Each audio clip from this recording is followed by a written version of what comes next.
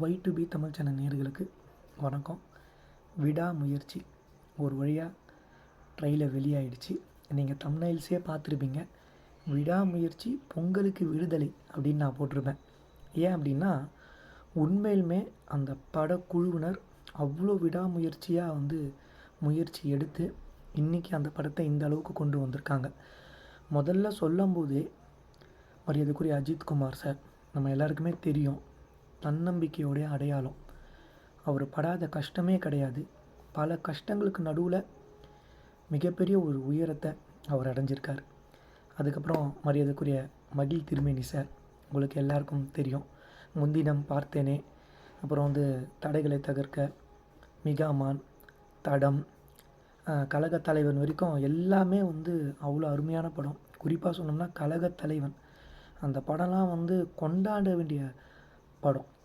மகிழ் திருமேனி சாருடைய படத்தில் ஒரு முக்கியமான விஷயம் இருக்கும். என்ன அப்படின்னா, அவர் யாரை கேஸ்டிங் பண்ணுறாரோ, எந்த ஹீரோவை கேஸ்டிங் பண்ணுறாரோ அவங்களுக்கு என்ன வரும் அதை அப்படியே அழகாக பார்த்து அவங்களுக்கு ஏற்ற மாதிரி அந்த கிராஃபை ரெடி பண்ணுவார். அதில் அவர் உண்மையிலுமே ஒண்டர்ஃபுல் டைரக்டர்.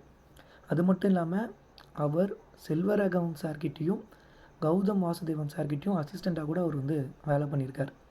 அடுத்தபடியாக இப்போ விடாமுயற்சி ட்ரெய்லரை பார்க்கும்போது நிறைய பேர் அது கீழே கமெண்ட் போட்டிருந்தாங்க.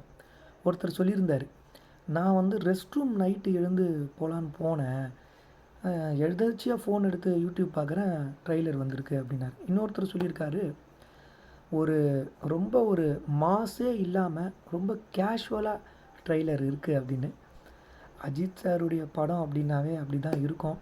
உங்களுக்கு எல்லாருக்கும் ஞாபகம் இருக்கும், விவேகம். அந்த படத்துலேயே அஜித் சார் ஒரு டைலாக் சொல்லியிருப்பார், ஜெயிக்கிறதுக்கு முன்னாடி ஆடுறதும் ஜெயிச்சதுக்கப்புறம் கொண்டாடுறதும் நம்ம அகராதிலேயே கிடையாது அப்படின்னு சொல்லியிருப்பார். அதே மாதிரி ரொம்ப சாதாரணமாக இருக்குது பாருங்கள், அந்த கதைக்கு என்ன தேவை அவ்வளோ அழகாக அந்த ட்ரெய்லரில் அதை அவங்க ப்ரெசென்ட் பண்ணியிருக்காங்க. அப்புறம் மரியாதைக்குரிய அர்ஜுன் சார், ஆரவ், அப்புறம் ரெஜினா மேம், குறிப்பாக த்ரிஷா மேம் நடிச்சிருக்காங்க. உண்மையுமே அவங்களுடைய அந்த அப்பீலே அப்படியே அந்த ஃபேமிலி ஓரியன்ட் எப்படி இருப்பாங்க ஒரு உமன் அப்படிங்கிற மாதிரி அந்த கேரக்டர் டிசைன் பண்ணியிருக்காரு. அந்த ட்ரெய்லரில் வர அவங்களுடைய அந்த அப்பீல் க்ளீனாக காட்டுது.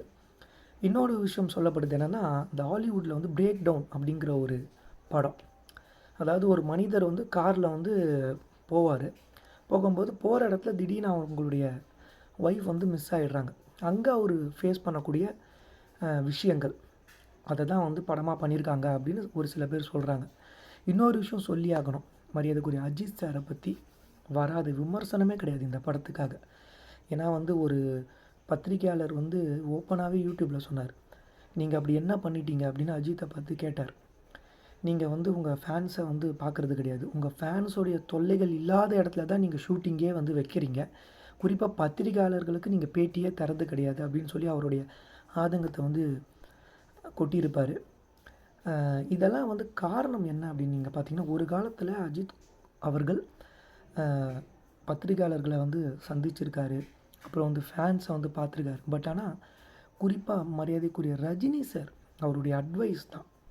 அவர் ஒரு கட்டத்தில் ஒரு அட்வைஸ் ஒன்று கொடுக்குறாரு, நீங்கள் இந்த பேட்டிகளை தவிருங்க, அதே மாதிரி என்னுடைய பில்லா படத்தை நீங்கள் ஏன் ரீமேக் பண்ணக்கூடாது. குறிப்பாக சொன்னோன்னா, வேட்டையினுடைய ஆடியோ லான்ச்சில் கூட சொல்லியிருப்பார் ரஜினி சார், பேசுகிறவங்க 1000 பேசுவாங்க, நம்ம வேலையை பார்த்துட்டு நம்ம போயிட்டே இருக்கணும் அப்படின்வார். அதை அவ்வளோ அழகாக இன்னிய வரைக்கும் அஜித் சார் கேரி பண்ணுறார். அது மிகப்பெரிய விஷயம். அது அவர் வேலை என்னவோ அதை பார்த்துட்டு அவர் போயிட்டே இருக்கார். எதுலேயும் அனாவசியமாக தலையிடுறதே கிடையாது. பெரிய விஷயம். இந்த விடாமுயற்சி இந்த அளவுக்கு வந்திருக்குன்றது ஏன்னா அஜர்பைஜான் போன்ற நாட்டில் போய் ஷூட் பண்ணும்போது ஒரு பத்திரிக்கையாளரே சொன்னார், அங்கே ஒரு ஷூட்டிங்க்கு தேவையான ஒரு லைட் வாங்கணுன்னா கூட இங்கே இன்டோரில் ஒரு நாள் ஷூட் பண்ணால் என்ன செலவோ அந்த செலவு ஆகுமா. அந்த அளவுக்கு ரொம்ப கஷ்டப்பட்டு தான் அவங்க ஷூட் பண்ணியிருக்காங்க. நான் சொன்ன மாதிரி மகிழ் திருமேனி சாருடைய படம், அதே மாதிரி இந்த ட்ரைலரு ஒரு ஆட்டம் பாட்டம் எதுவும் இல்லாமல் யதார்த்தமாக அந்த ட்ரெய்லர்லேயே நம்ம தெரிஞ்சுக்கலாம், ஒரு ஃபேமிலி மேனுக்கு பிரச்சனை வந்தால் எப்படி அப்படிங்கிறத அந்த எவ்வளோ யதார்த்தமாக கொடுத்துருக்காரு அஜித் சார். அதனால தான் அவங்க இன்னிய வரைக்கும் ஒரு உயர்ந்த இடத்துல இருக்காங்க. அது மட்டும் இல்லாமல் தனக்கு ரசிகர்கள் ஆசையாக அழைக்கிற அந்த பட்டமே வேணான்ட்டார் பாருங்க. எவ்வளோ பெரிய விஷயம். என்னை தலைன்னு யாரும் கூப்பிடாதீங்க அப்படின்னு பத்திரிக்கையாளர்களும் சரி, என்னுடைய ரசிகர்களும் சரி, அந்த மாதிரி என்னை அழைக்காதீங்கன்னு ஓப்பனாகவே ஸ்டேட்மெண்ட்டு விட்ட ஒரு மனிதர். ஸோ உங்களை மாதிரியே நானும் பொங்கலுக்கு கண்டிப்பாக விடாமுயற்சிக்காக காத்திருப்பேன். படம் வந்ததுக்கப்புறம் அதை பற்றி நிறைய பேசுவோம். நன்றி.